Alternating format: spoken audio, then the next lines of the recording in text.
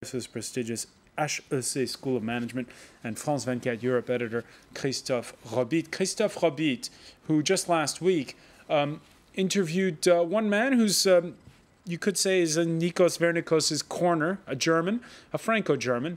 He's the co-chair of the Greens inside the European Parliament, Daniel Cohn-Bendit, saying, when you think of belt-tightening, be careful. Force Greece, to recover in 2 or 3 or 4 years. It's mad. It's impossible. So you have to give them time. Austerity is necessary, but also a recovery of the economy. So this takes time. Before the break, Monsef, we heard Jan Randolph say, the proof is in the pudding. People are waiting for the Greeks to show signs that they're carrying out the reforms that they promised over a year ago. Do investors and politicians have the time that Daniel Cohn-Bendit is asking for? No. And very clearly, I love your title. You're talking about whose default is it? You could have said whose fault is it? And is it only Greece's fault? And the answer is no. The answer is no, because the markets have been overreacting to what has been happening. They've been punishing, battering banks even beyond what is expectable. If you sold today the remainder of what would have been stopped as Société Générale, you would find more value in their files today than the stock value of the company today. So this is overreaction. But this overreaction, is it understandable? Yes, it is understandable.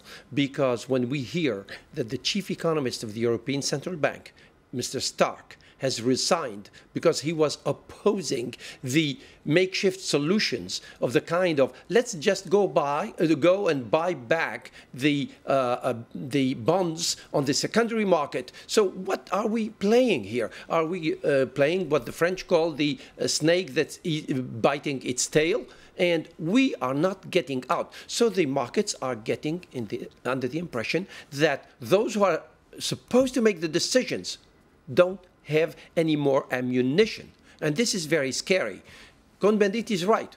Is Europe serious about building Europe? There are 2 countries today who are safe, Germany and Holland. They are exporting more than they are importing. They have their debt under control.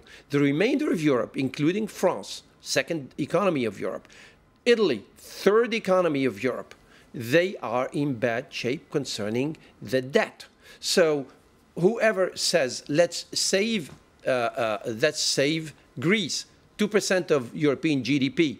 So what's going to happen when Spain or Ireland or Italy are going to be in a problem? This is what Ian was trying to mention at the beginning from London. So this is why Europe has to take a real stand and take time and take the construction of the institution that is missing now, that includes, I will say the word because it's a harsh word, it includes sovereignty being passed partially from the stage of states to the stage of European Ministry of Economy and Finance. This Europe doesn't have. Washington has it. He has a treasury for all the 50 states. Where is the Ministry of Finance and Treasury of Europe that is going to follow up, monitor the changes? That's not going to come like an inspector, say, hey, did you do your homework? And if you didn't do it, I will just withdraw in the middle. No, there has to be a plan, maybe une règle d'or, that golden rule, as France has been suggesting, a bit too late.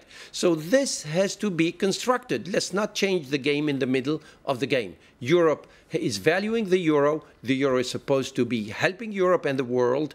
There is a price in seeing the euro disappear, even in one country. So let's think of what are the steps that Europe should be taking in order to go in the sense of Daniel Cohn-Bendit, and I support him in that. At last weekend's G7 Finance Ministers Summit, the new head of the International Monetary Fund, formerly the French finance minister, urging her former peers on that point to think big and to think bold. Policymakers, particularly in the monetary sphere, should stand ready as needed to take more action to support the recovery, including through unconventional measures. Jan Randolph, whenever the head of an institution makes a statement like that, it's often a bit cryptic. What do you think she means when she says that? Well, she's saying, remember, this was a backdrop of extremely weak growth in Germany in the second quarter, followed France was at zero, flatlining, China slowing. So the growth outlook was terrible, and that simply makes any kind of debt problem a lot more challenging, whether you're Ireland, Greece, or whoever. You need the growth. Growth delivers the taxes, it helps the debt servicing. But what Christine Lagarde was saying was, even in this environment where the growth outlook is much weaker than expected, and we still face these debt challenges, she was pointing to certain governments whose borrowing costs have actually fallen in crisis. In other words, the bond markets have already selected their safe havens, and borrowing costs have fallen below 2% in Germany. Also the case for Holland. Interestingly, France is not considered a safe haven anymore. Its borrowing costs have actually risen against Germany. Again, it was the US and UK where borrowing costs have fallen. She's saying certain governments have more leeway. The bond markets have chosen them. And they can ease off the debt brake, the austerity debt brakes, without being bitten from behind with higher borrowing costs, just like we saw in Greece, Italy, Ireland, and so on. So there's more room for maneuver. But she's also saying, you know, we really do have to think more boldly. There are certain countries out there that are in better financial shape, even during the crisis. In fact, they benefit in a seesaw-like fashion whenever there's a crisis. They are the safe havens. They can do more. They can do more to improve the external demand environment, and that will help external adjustment movements in Ireland, even Greece. The Baltic countries, for example, they went through a very, very severe recession, even worse than Greece is going through now. And now Estonia is the fastest growing economy in Europe. They went through successful external adjustment. But they needed the German demand and the Scandinavian demand to help them with this external adjustment. And it's up to countries like China, Germany, even the US and UK to play their part in improving the global demand environment. So these other countries doing austerity, because they've got no choice, it'll help them through an external adjustment. Christophe Robit, as Nikos Vernikos said at the outset, this is a crisis that's helping to concentrate the minds. Are the minds concentrated enough for, hey, something to be done in Brussels on this? Well, I think there's a great deal that needs to be done in Brussels. But have you heard Monsef argue for I agree. The irony of this story is never ever before have we seen Europe so disunited, so lost and so stuck. But I think if our leaders are serious about the euro and are serious about the future of the single currency, there is no other solution than deeper integration. And one of the ideas which is being put forward is the idea of Eurobonds, of sharing the debt of the 17 Eurozone members.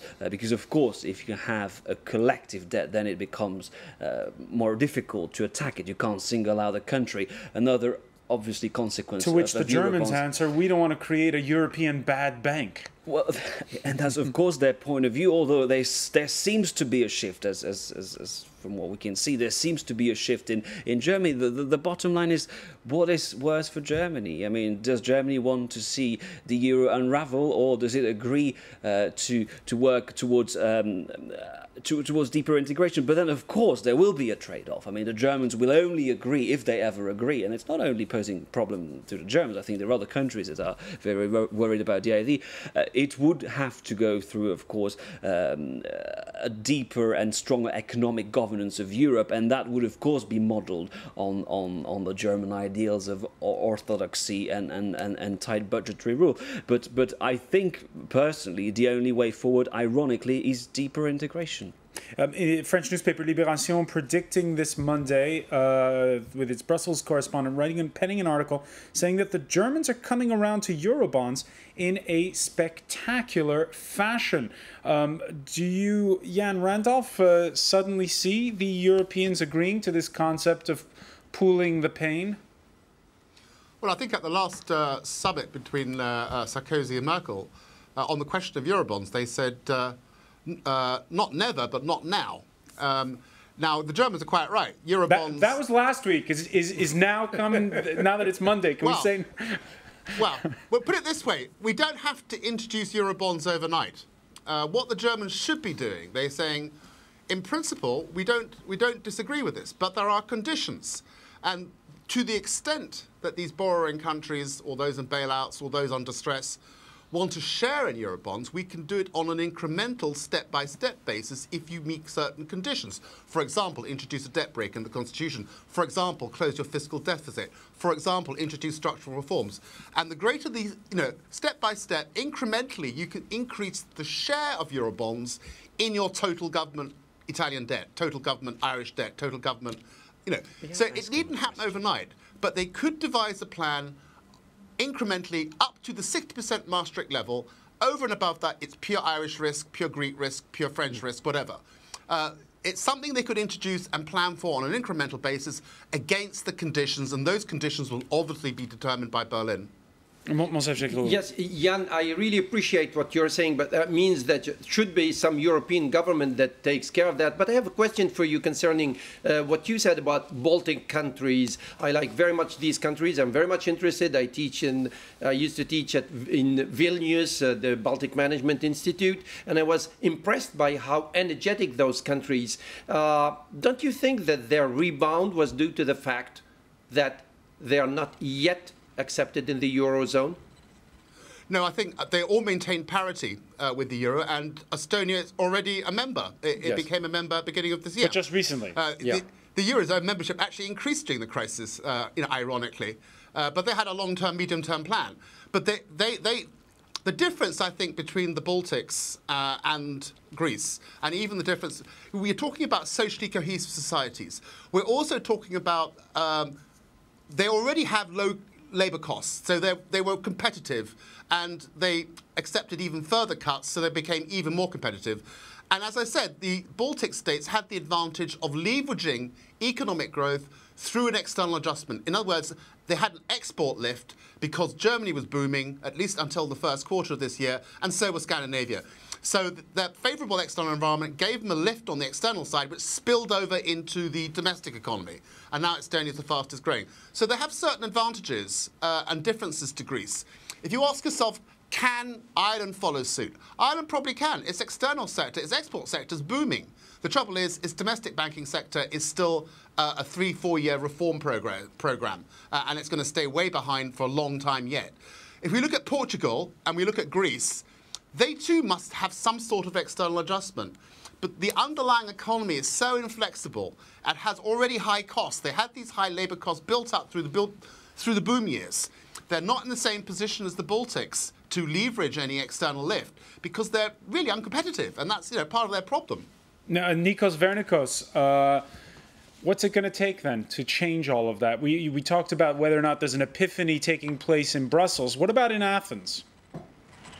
In Athens, people in Greece in general are trying to absorb the new tax measures announced yesterday by the Prime Minister.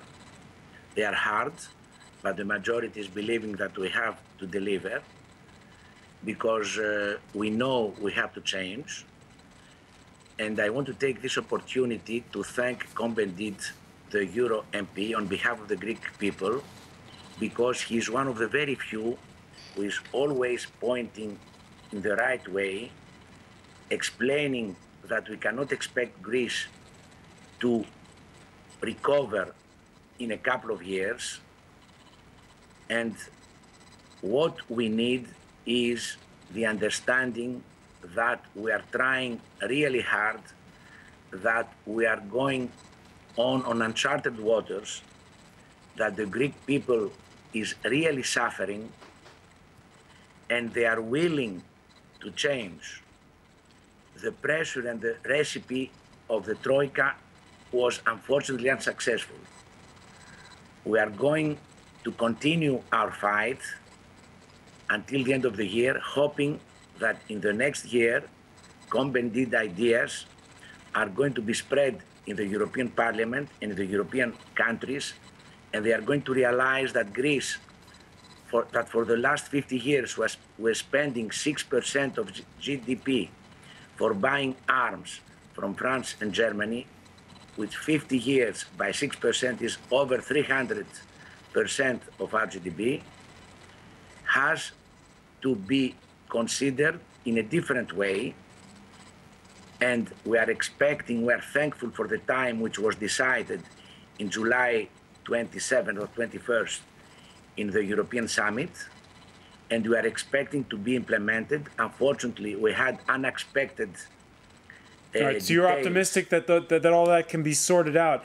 Before we go, because we're almost out of time, I just want to point to you, we mentioned earlier the resignation of the chief economist at the European Central Bank. In an interview he granted a few hours before he announced that resignation, Jürgen Stark warned that belt tightening's here, and it's here to stay. Here's what he told the Irish Times.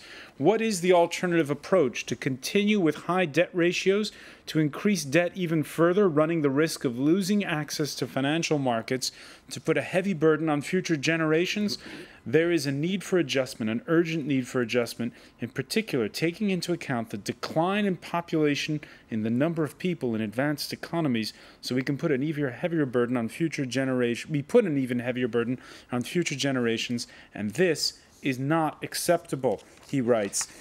In other words, we're talking about an aging population. We're talking about we're not going to see a huge growth that'll save the day suddenly. Jan Randolph, a lot of people think about Japan in this instance and wonder, are we headed towards the same predicament of sort of mulling along? Well, it's interesting you said that. I mean, if you look at some parts of the West now, there is a Japanization, if you like. High levels of debt, very low borrowing costs, even in Germany and the US and the UK, and not much growth. And hey, doesn't that look a bit like Japan? Certainly, there are characteristics that are similar. But no, Germany's demonstrated that it can sell successfully to emerging markets. Its industrial policy is perfectly nailed to sell machines to industrializing emerging markets and high-end consumer goods to the middle classes in the West, with some overlap. Unfortunately, the global situation's weakened a little. So it is possible to be competitive in this global world, even with an aging population. An aging population should be a hallmark of success. Don't we all want to get old before our time, anyway? So, yes, I mean, it is possible to remain competitive, and I think that's the name of the game in the brave new globalized world. How is Greece going to be competitive in the new global world? How is Ireland? How is Spain? We can't always rely on the wealthier members of the Eurozone to help us out indefinitely. We need to find ways of leveraging new growth, remain competitive, not just within the Eurozone, but more globally as well. All right, so hope for a Europe that ages like fine wine. I want to thank you, Jan Randolph, for joining us from London. I want to thank as well Nikos Vernikos for being with us from Athens, Monsef Sheikh Ruhu here in Paris, and France 24's Christophe Robit. Thank you for being with us here for the France 24 debate. Stay with us. Coming up next, it's time for business, and it's presented by Tom Burgess Watson.